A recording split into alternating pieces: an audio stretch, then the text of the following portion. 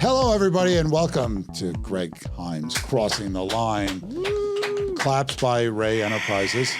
Thank you very much, Ray. Sound effects, too. The crowd goes. It's great to be here on Monday morning, and we're reunited. We're back. Some may call us the Three Stooges, the Three Amigos. In no order, no special order. Nobody has used the term Three Wise Men yet, so maybe we'll graduate to that. We got Shar Sedgh over here, Scott Nadler, a.k.a. Lone Daddy. We got Ray and Lena, and we got me, the aforementioned Greg Heym. I just want to say a shout out to my son. We dropped him off at college last week. Up in, Your job is done. University of Buffalo. Well, no, because the bills will keep coming, but I'm texting threats every day. You studying? What are you doing? Oh, you're going to be that dad? Yeah. Look, my mother still yells at me that I should be doing better, and I have Get your grades up. I have a job. The podcast needs to be better, More viewers. Yes, more viewers. She's going to help me do that one person at a time by just nagging people into subscribing. He doesn't know this is the best time of his life. No, you don't know it till after it's over, I think, a lot What do of they time. say? The saying is, the thing about the good old days is that you never knew you were in the good old days when you were doing it. That was depressing to me. When someone would come to me when I was like 16 or 17 and say, when you go to college, it's going to be the best 4 years ever. And I'm like, so when I'm 21, it's just all downhill after that. So I think things do get better, but this is a great 4 years for him. Well, that's what Billy Joel said about Scenes from an Italian Restaurant. He said, it's a song about people that peak too soon. Like high school's not the time to peak necessarily. Right. And I agree. I didn't go away to college, so I didn't get that experience. But I'd like to think my life gets better. The one thing I've always learned, no matter what age you are now, like I'm 55, I feel like everything's falling apart. I'll give 10 years from now, I'll give anything to go back to being 55. Yeah. So at some point, Lena, you're going to want Lena now. And you may say Lena now, and I want Lena when I was 21. He's like, you'll take Lena now. So, all right. We have no update on wedding plans, right? So we'll just skip that. This is going to just drag on for who knows how long. This weekend was about looking in the past, not the future. Yeah. She's moving. Exactly. The least stressful thing you can do is move, apparently. So I say that to my clients at closings when you grind out an entire transaction, they finally pay, they get the keys, and can breathe. Now you got to move. Yeah. Now's the hard part. Exactly. And you got a mortgage. Right. Just the send them off with that that's happy feeling. The tricky part. And then my son's like, well, when are you coming to visit me? I'm like, I haven't even left yet. Like, come on. You got your plane ticket for Thanksgiving. That's nice that he wants you to come visit, though. I guess as an only child, he kind of, he really is going to miss, and I'm going to miss going to games with him and doing all the stuff that we do. But I said, it's time for you to spread your wings. Let's go. Let's see. Let's see what you can accomplish now. You get a clean slate, right? That's what we all want. We wish we could all wipe the slate clean. College does that. Yeah. I don't care what you did in high school. Is there a Bills-Jets game in your future? That's what I said. I'm not going up there because they are the most obnoxious fans, even worse than Patriot fans. Plus, I'm tired of watching Worse the than Jets. Philly? I've never seen a game in Philly. I did go to Pittsburgh for the AFC Championship Nothing against game. Philadelphia, by the way. And they were being so abusive to us. And I said, man, why are you guys so mean? He goes, you think this is bad? Go to Philly. And Philly is. Philly, I think was the first stadium that had to put a jail in it because the fans are that bad. They are. I'm not joking, Lena. You can tough. look it up. They're terrible. There's a great Bill Burr stand-up special, where the Philadelphia crowd went after him and he went after them, and it's a pretty amazing clip. Well, now that that wouldn't happen anywhere else. It would only happen in Philly. They went a long time without winning any championships. I think it was from the Sixers in the early '80s to the Phillies. They should just be happy now and just be quiet. I agree. Nobody likes you, Philly. Okay, let's be honest. All right. There goes. So we're going to get into viewers just like that. We have so many viewers to spare. How many people do we have in Philly? Come on. They don't like us. The whole point is you need enemies. Let's be honest, Ray.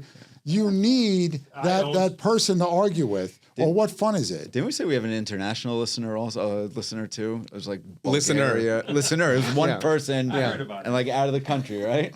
Hey, Rocky IV is a great movie. I'll say that. So kudos to Philly.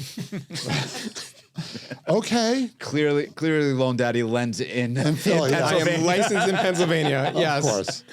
Yes. Well, love Pennsylvania. Love the we're people. going to get into what happened while I was moving my son into Buffalo right after this message. And again, coming to you as always, from beautiful Studio 1873. Investors, this is your moment. I'm Scott Nadler with CrossCountry Mortgage, and whether you're starting out or growing your empire, I've got the loan solutions to make your next move a success. Let's talk today. Sedgh & Zuckerman is a boutique residential law firm guiding you and your clients every step of the way with a solution-oriented approach. Make sure to work with a deal maker and not a deal breaker. Contact us today at sznylaw.com.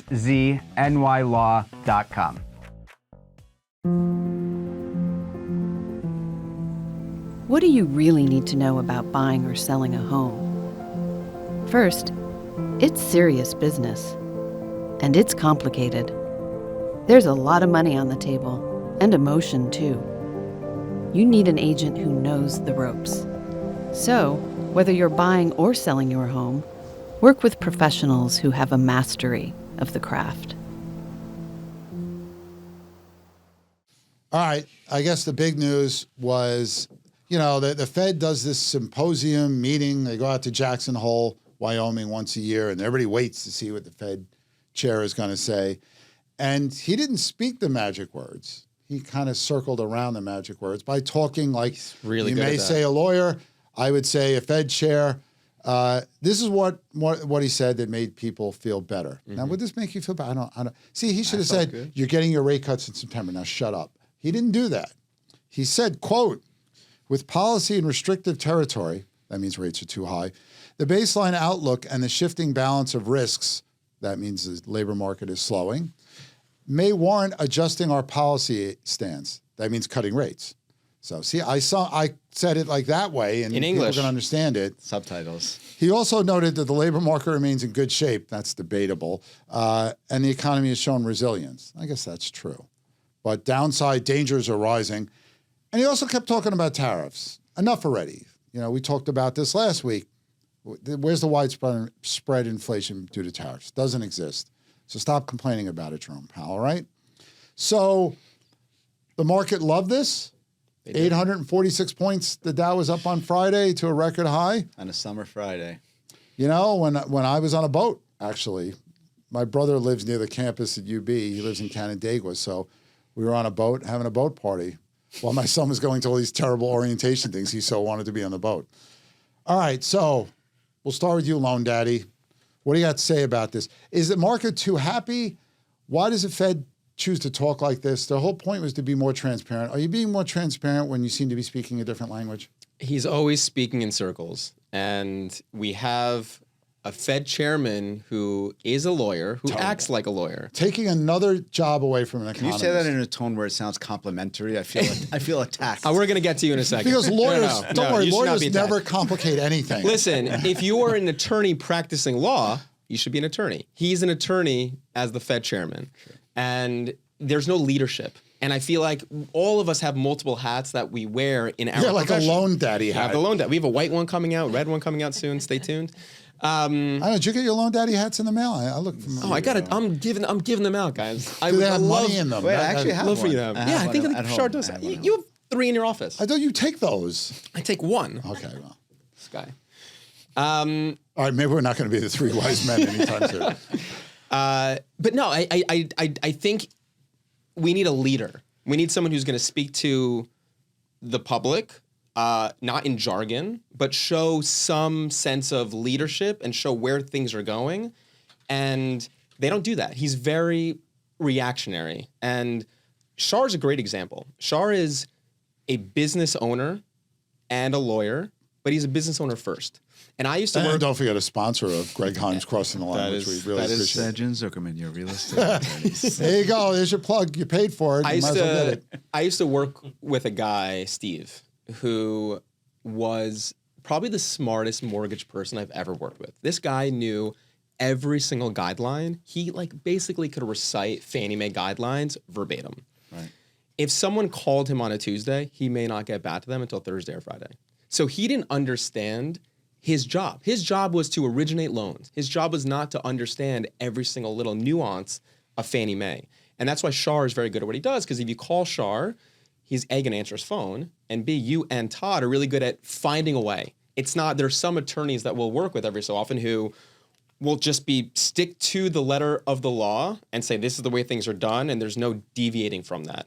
And it's not like you can do anything illegal, but you're going to say here's a way that we can make this work, and having that attitude. And I feel like Powell, being that, just always being an attorney and speaking in jargon and speaking in circles. We're data dependent. Maybe the tariffs will cause inflation. Maybe it won't cause inflation. Maybe we have to monitor the employment.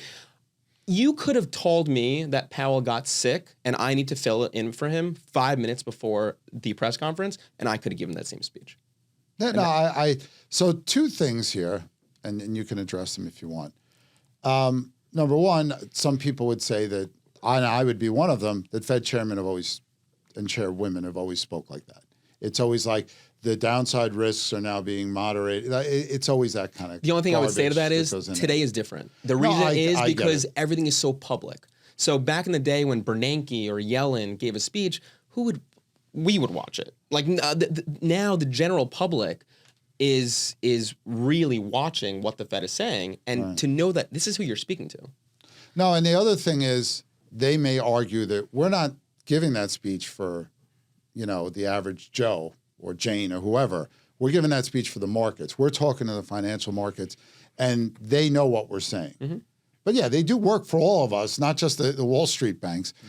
What are your thoughts on this, our resident attorney? So to address what you're saying, there is a reason why he speaks like that, and there's a reason why attorneys land on these jobs. You have to be very specific of your wording. And it's a little bit to give you wiggle room, because if you lock yourself into a definite statement, when you change your mind next month or in 2 months, people will come back and say, you said it like this, and now you're doing this. But the wording that he uses, may, should, expect, gives you a little bit of an angle to come in and out of what you're saying. Yeah. But my conspiracy theory here is nothing changed really besides those revisions in the numbers 2 weeks ago when they met in July, right? So if you're him, you're in July, the end of July, you're in D.C. with the Board of Governors, and you're giving a speech about rates, right? And rates are going to go down in September.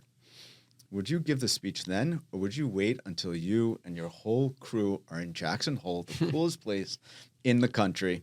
You give a speech, and all weekend, everywhere you go, you don't have to buy a drink for anyone. You basically just told nobody. You don't have to buy a drink for yourself. Those government workers. Exactly. Just imagine them partying all weekend. I will say, though, the jobs Hole report that just came out, that was really weak. That probably pushed this over the edge. But yeah, I think they were probably close anyway. Exactly. But then it was that jobs report that came out that they were waiting for. But it's possible. But in lawyer speak, what he said, like Greg was talking about, what he said is exactly what you wanted, more definitive. That's as definitive as you can get this far away from the actual. Mm-hmm. I get what you're saying. It's like my son's dorm room is over capacity.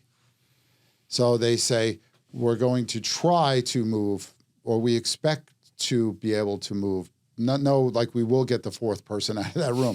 Like they don't say it like that.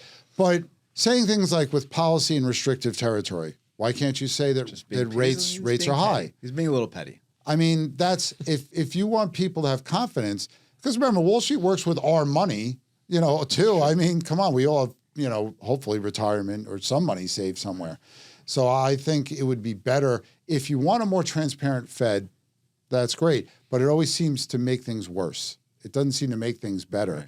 Right. And even though the stock market loved this, I checked this morning, the odds of the Fed cut were only like 84%. You would have thought they'd been 100 the way the market reacted. Mm-hmm. So I don't know. I think they should try to I think one of the things that's make me successful in being an economist, which is very hard to get people to listen to you, is that I've been told by my mother that I have a way of explaining things.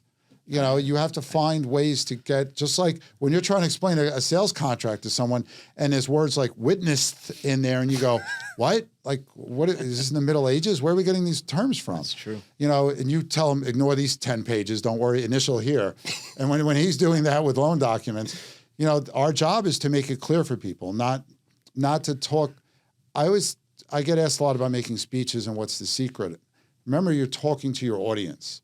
You're not talking to your peers, or I'm not talking to other economists or scholars. I'm talking to the people that are in that room. And I think people forget that. Right. And they could use a little lesson here. I used to work with this guy. We sat in an open floor space So you would hear each other, and he would talk to every time a client would ask, "What am I signing?" He would just be like, "Just sign it. You don't need to worry about it.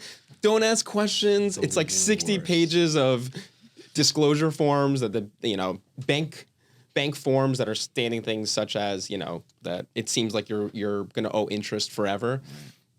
Just sign it. Don't worry about it. You need to give the cliff notes. You can't do that. And you can't speak in jargon. I mean, I tell my team all the time, we can't say DTI, can't say LTV, barely say underwriting.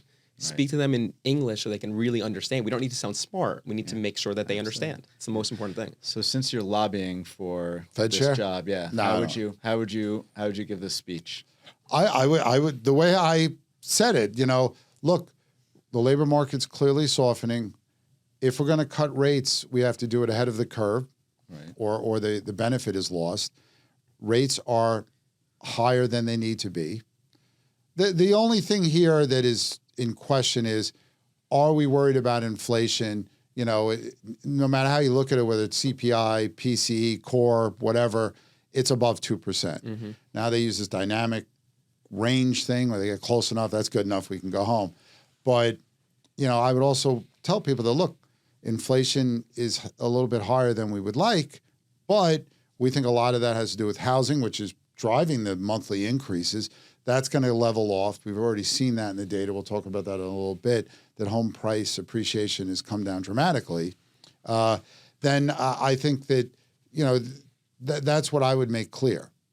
Maybe some visuals. Don't just stand up there and read off a teleprompter. That's boring. You lose it. The moment you look down at a teleprompter when you're giving a speech, you lose your audience. That's true. So I think, remember who you're talking to. You're talking to the American public as well as the markets and world leaders. So make sure that you know how to communicate with them. We have to be careful not to be trapped by confirmation bias either. And I think a lot of us, I am guilty of it myself, where you look at data that supports your opinion and views.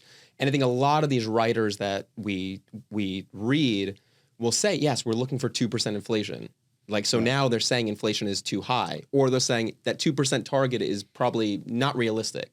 So it's like, depending upon what your definition of inflation is, will skew how you're viewing things. There's only one definition of inflation.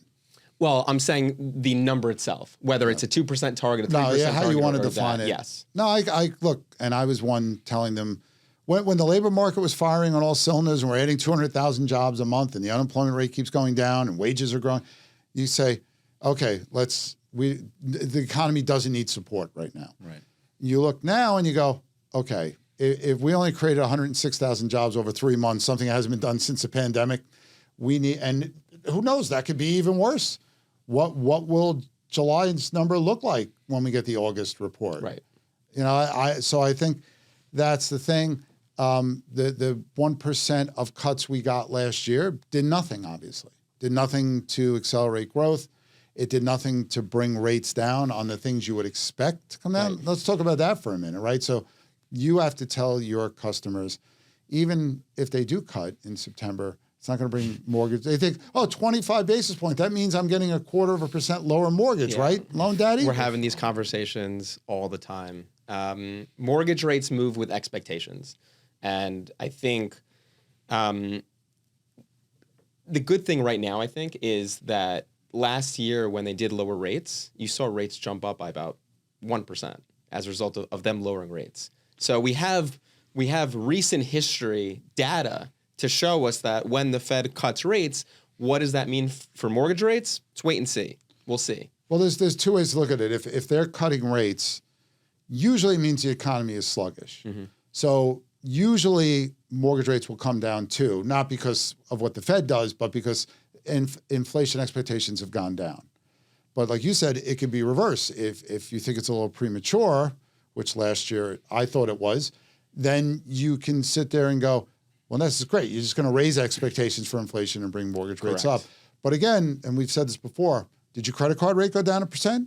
Absolutely. Are auto loans 1% cheaper than they were last year? No, because it's not like flipping a switch or tapping a bobblehead and all of a sudden, bingo, this is the new rate on everything. Right, but on Friday, if you're the average listener, right, like you were talking about who he should be talking to, and you said they're talking to economists, the average person sees, okay, they're going to lower rates, and they look at the market, it went up 800 points. Wow, things are good, right? Right. And then that's when the flurry starts. Then you call your broker, you call your loan officer, you start thinking, should I make a move?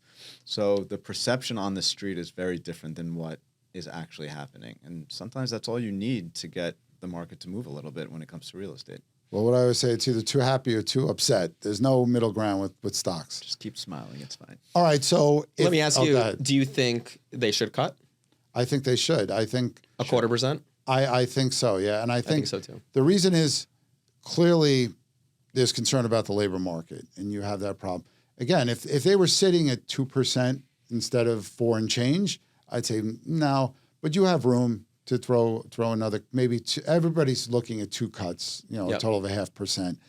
And it's like, okay, then we'll regroup there. We still have room. Restrictive hawks is a term Is that, well, I've been seeing now. the other thing too, you talk about communication is, they play a political game. How many Fed governors did you see before the speech hinting basically telling people that they were going to cut rates? Right. Yep. And remember, there's the whole who's going to be the next Fed chair, because it ain't going to be Jerome Powell. Kicking you under the table.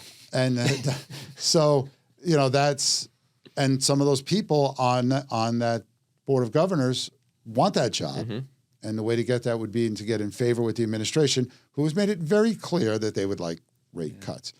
All right, so getting back to mortgages, we can't expect mortgage rates to go down because of Fed rate cuts. But I have a guaranteed way to make mortgage rates come down, which we'll get into right after these important messages. Cliffhanger. Hey, they're your messages. Hi, I'm Evan Greenberg with Langdon Title. I specialize in title insurance across New York, helping real estate attorneys, agents, and brokers close with confidence. I solve problems fast and keep your deals moving. Contact me anytime.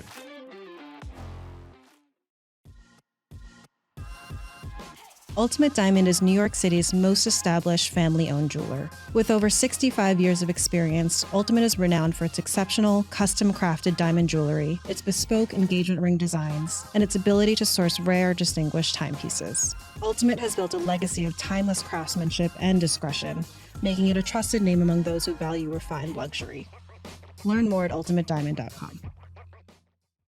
This beautiful set here at Studio 1873 is brought to you by the Everset. The Everset provides full-service staging and furniture rental solutions in the New York area.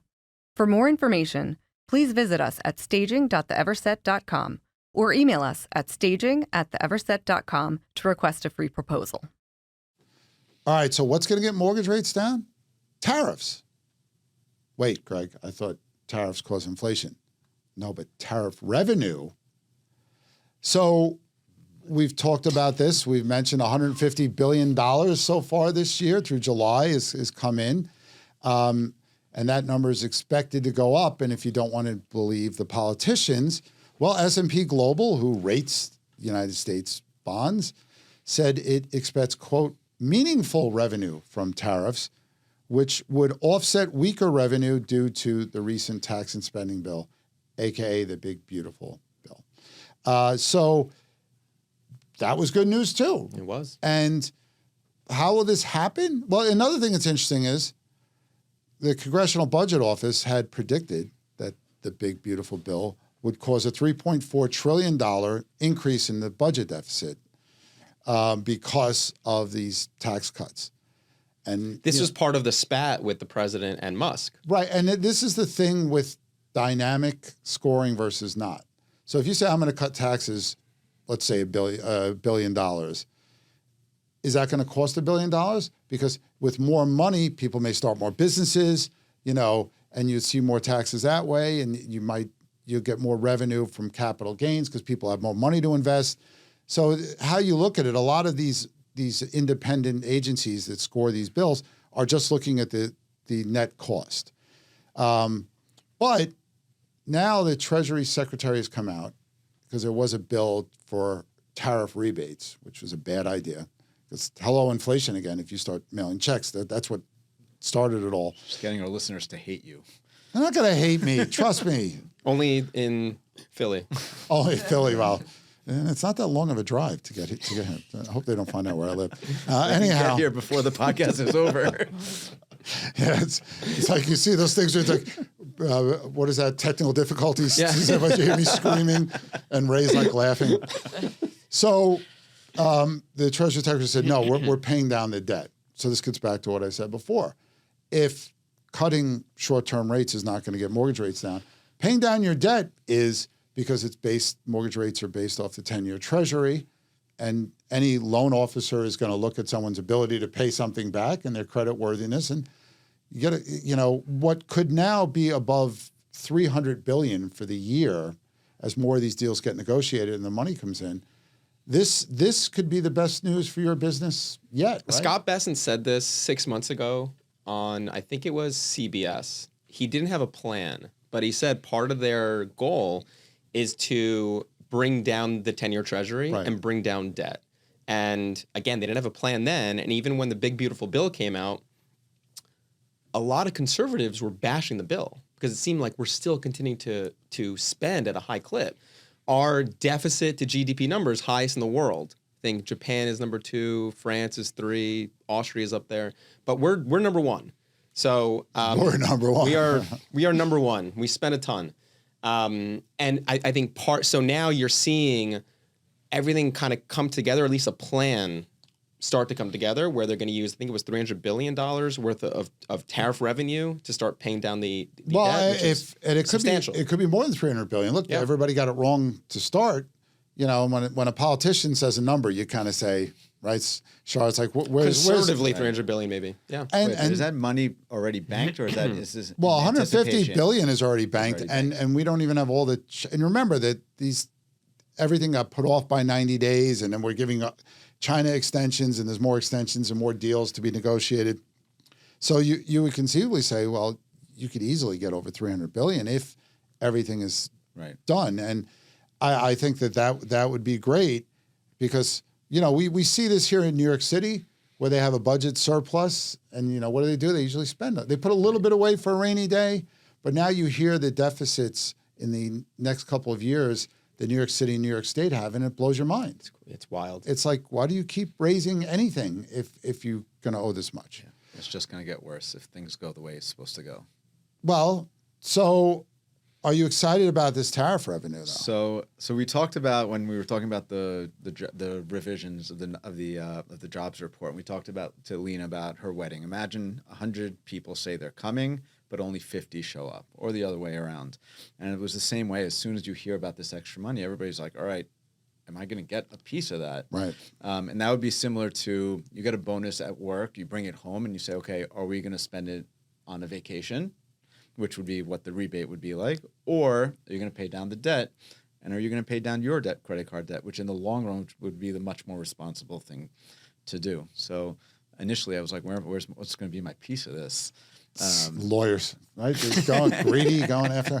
No, and before everybody hates me. By the way, remember, I'm Scott Nadler. I'm not Greg Heym. Those checks. Remember when you got those COVID checks? Yeah. Did it change your life? No. Zero. I mean, it probably helped a lot of people get through a rough spot. But now the economy's not in shambles. It's not. It's like the student loan forgiveness. There was no reason for it. I think in here, to give the money is going to wind up hurting the people you're giving it to because inflation is too much money chasing not enough goods, right? And that's what people forget here. That's what caused the inflation when it hit 9%. That's what we saw because we increased the money supply by 40%. Money supply is not rising anywhere near that much. Right.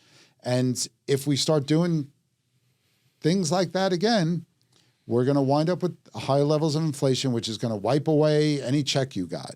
It's like Shar can't even spend it. They're going to say, sorry, we got to take that back because the price of everything you just bought went up. That's right. It's the silent tax. And it's great. Not so silent anymore. We all want money. You're all greedy that way, but we have to look at the bigger picture here. And we need all those people that need to buy housing, but are feel like they're priced out because of the rates. And by the way, it's a good way to transition. I was going to say, there's some hope. Existing home sales came out for July, unexpectedly up. Not a lot, up 2% from the prior month, and 1% from a year ago.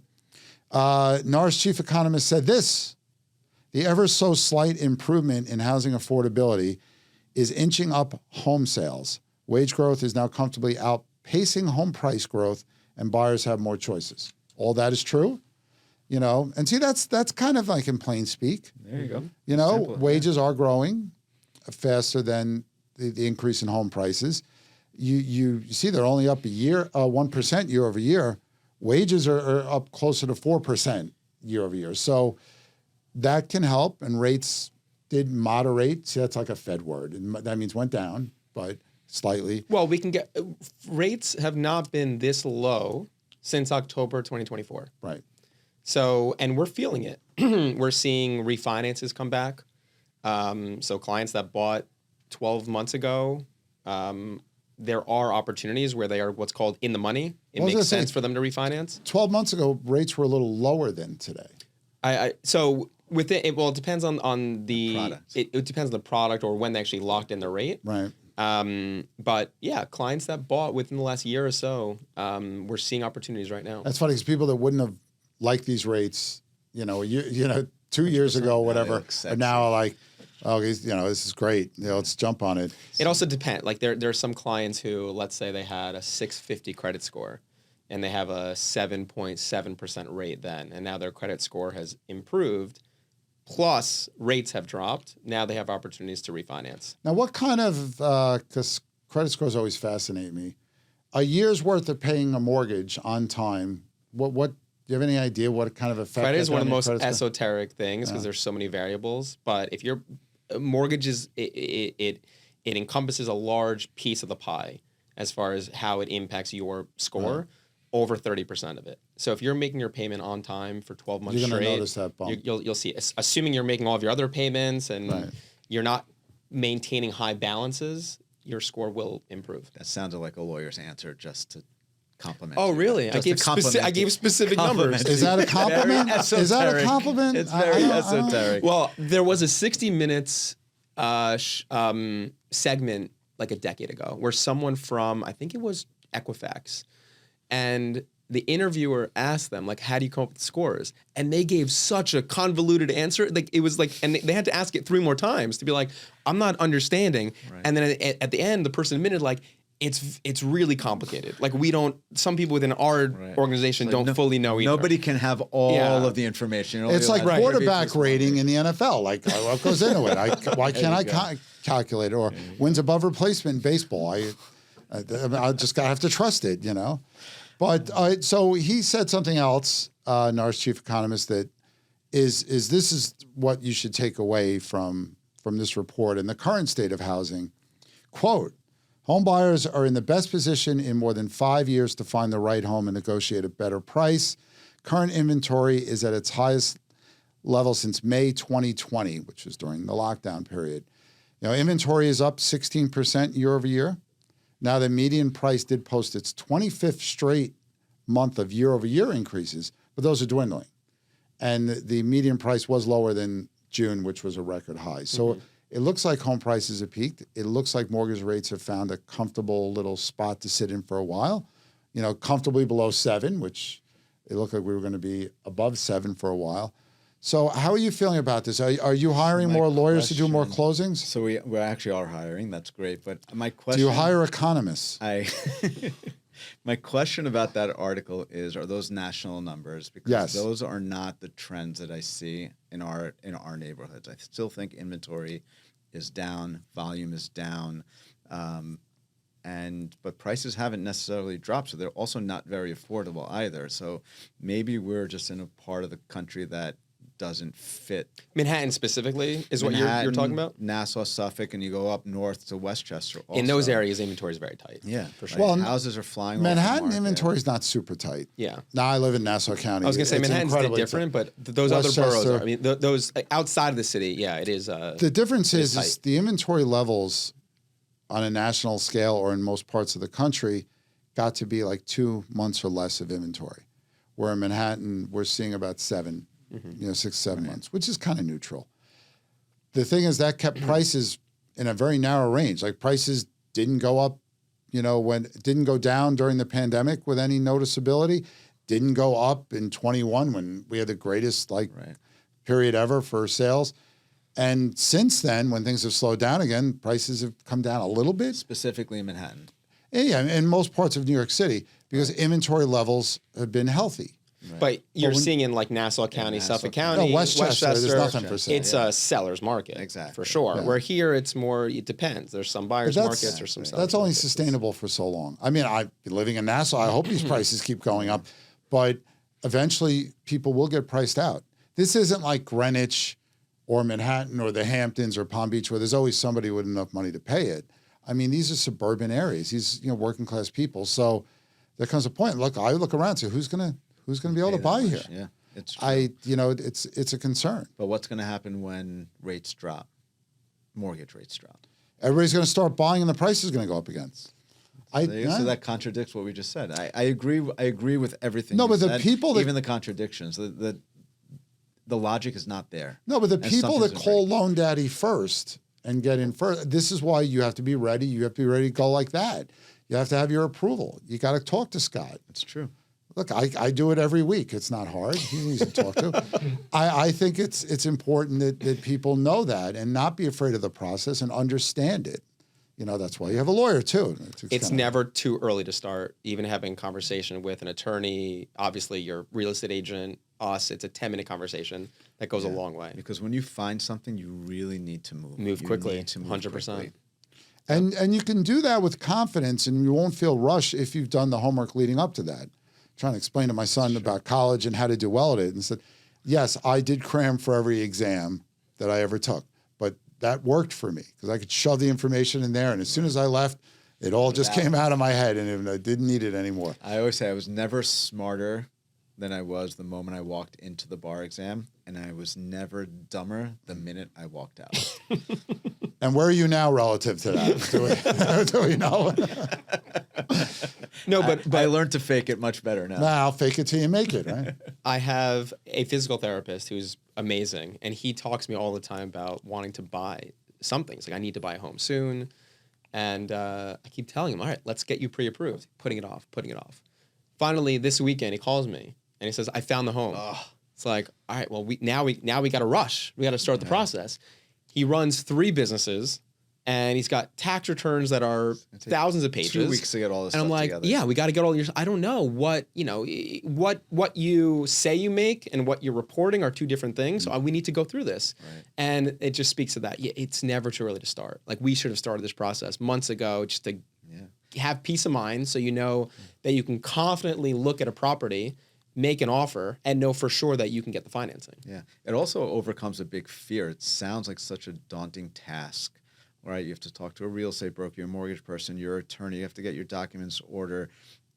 But as soon as you start doing it, you get a little momentum. It can happen so quickly that it's not that difficult. My first call with clients is not anything other than explaining the process, right? The next 90 days of your life, this is what you're going to do. And you're going to get pulled into a million different directions. But if you know where you're trying to get to, it's much easier to navigate these things that you go through. And sometimes it's just a quick phone call with an agent, a loan officer, an attorney, just makes something so daunting sound so simple. Right. See, I don't get those calls. I get the calls like, should I lock in the rate now? Or what, you're an economist. It's like, okay, if I knew where rates were going to be, I wouldn't be telling you. I would be I'd be placing too bets. important. Yes.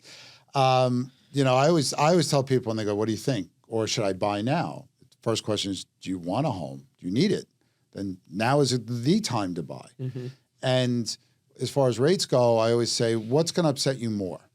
If you miss out on that home, because you waited, hoping rates would go down, or if you buy and then the rate goes down, right? So you're going to be mad. If you love your home, you're not going to be mad because you'll have a chance to refinance at some point. Right. I think we thought because rates went up so quickly that they'd go down so quickly, that didn't happen, right? Yeah. So we have to live with that. And I think keeping perspective that rates are about 1% lower than the historical average over the last half century, that you can buy homes. Rents are also up. Yeah. At a that's very, very high clip. That's especially the rub. here in the city. If you're not buying, that means you're renting, and landlords know that, right? That's very smart what you said. When people ask, the one question I can't answer and I hate hearing is, what would you do if you were me, right? We're negotiating a contract. Something comes out that makes the house that was perfect not perfect, which is the case in every situation. They say, what would you do if it was?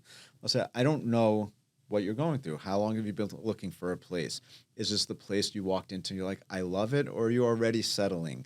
Where's the price value, right? Are you already at your budget and all of a sudden an increase in an assessment or replacing a roof, is that going to break your back? There's so many different things that are unique to the person. So I can never tell you it's the right time or the wrong time. But if you need a place, you find one you love, you can afford it, buy it. Stop trying to find the top, the peaks and the valleys. Like, it's over time, it'll be fine. Now that's a lawyer. There's a great mantra I think I've said on the show I read once. It's, what would I do if I wasn't afraid? And it's not saying you're making a reckless decision, but somebody, when I was thinking about buying a house, and we went back and forth for a variety of reasons for a while, my uncle's brother-in-law said, what are you afraid of? Like, what's the worst thing that's going to happen? A bank takes the house? Is your life's not over? I'm like, well, that sounds like it's not a good thing. That's pretty bad. He goes, how often does that happen? Do you know anybody that's been foreclosed on? I said, no. Like, okay, you have a job, you're good at it, like, go for it. But, I have started doing a duo gig with a singer where I have to make all the music, right? I just have a guitar. So there's this thing called a looper pedal where you can pre-record tracks or do it on the fly and then play them back. And I bought 2 ones very quickly without doing a lot of research, and I hated them both. Then I spent the next 2 weeks doing a deep dive. And then finally, I was able to take advantage of Labor Day pricing a little early, and I bought the better looper, knowing that's going to make me happier. But I did my research, and I waited. How'd it go?